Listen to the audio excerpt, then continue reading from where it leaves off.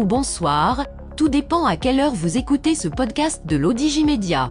Notre chroniqueur de l'ODJ, Afid Fassifiri, partage son avis et ses réflexions dans un article qu'il a intitulé « Un monde sans fruits ni légumes, ni poissons ». Alors écoutons-le dans ce podcast. L'auteur commence son article ainsi. Un bouleversement majeur et sans précédent menace l'humanité, et il n'y a pas de planète B. Espèce en voie de disparition. On ne peut que se sentir très mal en regardant Don't Look Up, film Netflix montrant une société vivant dans le déni d'une météorite, qui s'apprête à anéantir l'humanité, dans une métaphore de ce que nous vivons avec la dégradation de notre planète.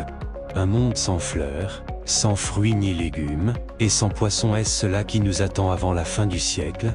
Oui, malheureusement le déclin des abeilles est enclenché depuis près de 2 décennies, et comme il est très difficile d'imaginer un repas auquel elles ne sont pas associées de près, la perte de pollinisateurs menace directement la production de fruits et légumes, et donc de nourriture pour les humains et pour les animaux.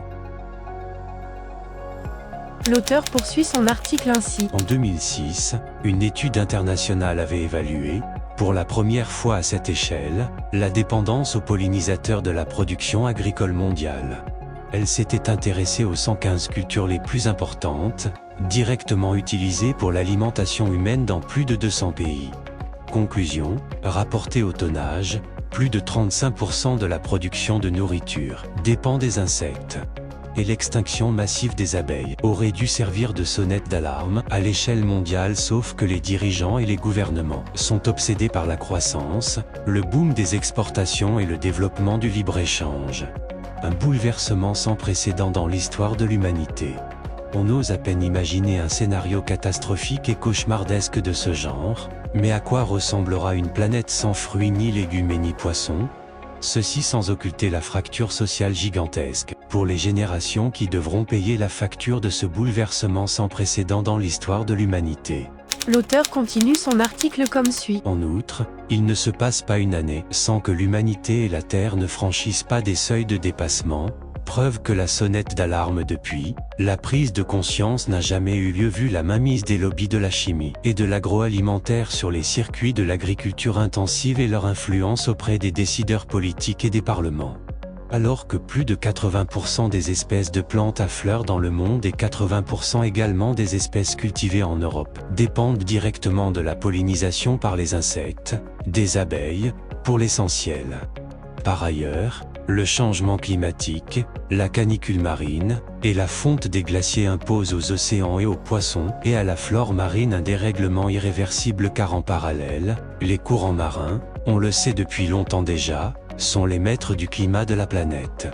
Alors, si les courants marins commencent eux aussi à également perdre la boussole, le dérèglement climatique risque de s'emballer avec un point de non-retour effroyable.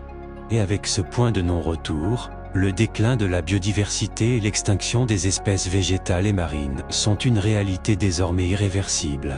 Autrement dit, comme se sont désespérément alarmés de très nombreux experts, les différentes espèces et variétés de poissons sont désormais en voie d'extinction. L'auteur conclut son article ainsi. Il n'y a une seule équation à plusieurs inconnus à résoudre d'urgence, à savoir comment préserver les équilibres écologiques de la planète en prenant en compte le dérèglement climatique et son impact en termes de perte de biodiversité, de couverts forestiers, de terres arables, de ressources en eau et en termes de sauvegarde des milieux naturels, dont principalement les océans.